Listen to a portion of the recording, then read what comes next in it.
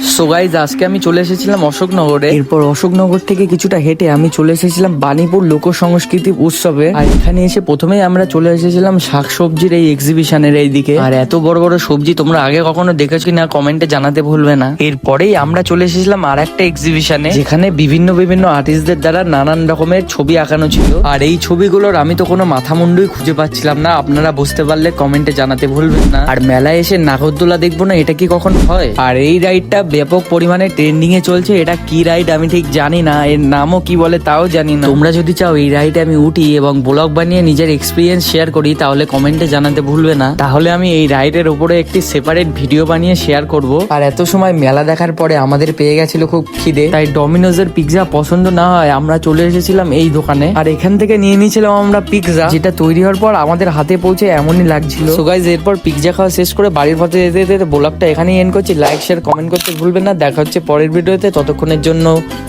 By.